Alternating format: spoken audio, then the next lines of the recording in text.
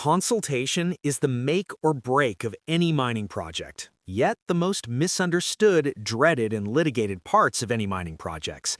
This is part 2 of our series looking into consultation within the mining license processes. In part 1, we discussed the legal framework of consultation, defined what is meaning consultation and the purpose of consultation. If you missed the episode, the link to the episode is in the description below. We are moving on to part 2, and we are starting with who must be consulted. The law provides a list of people who are interested and affected by mining activities. However, this list is not exhaustive, meaning if someone is affected, they should be on your list.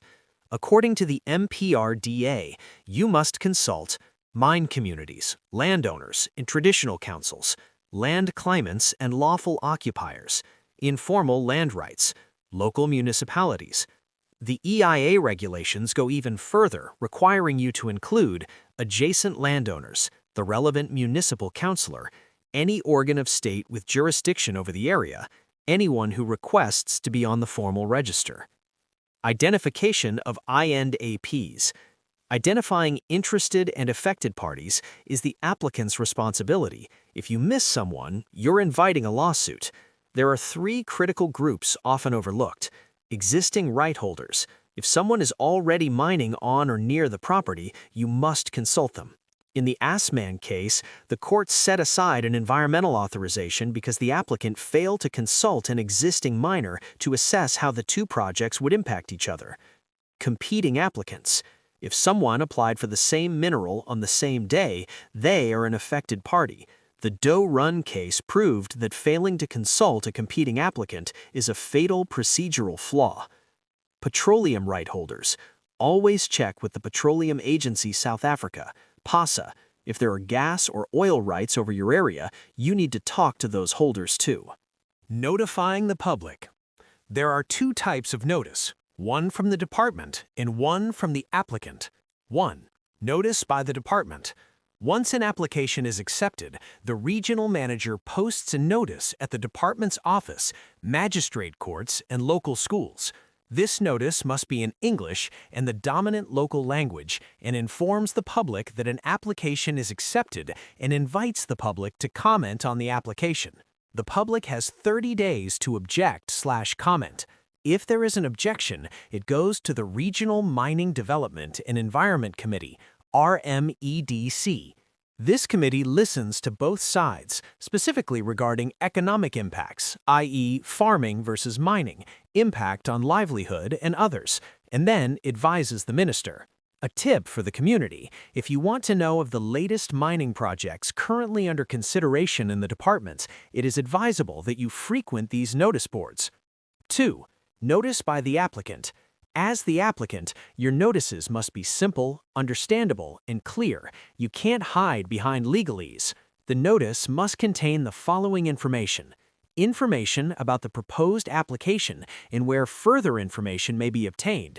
This information must be simple, understandable, and promotes engagement. Invites public comments and where such comments may be made/sent. It is advisable for the notice to be in English and one dominant official language of the mine community consulted.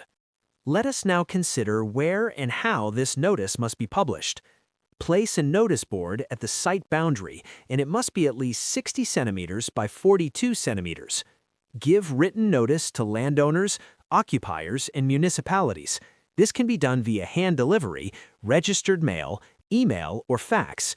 If an address is unknown, despite reasonable inquiry, you may publish the notice in the Gazette and a local newspaper circulating in the area of that person's last known residential or business address.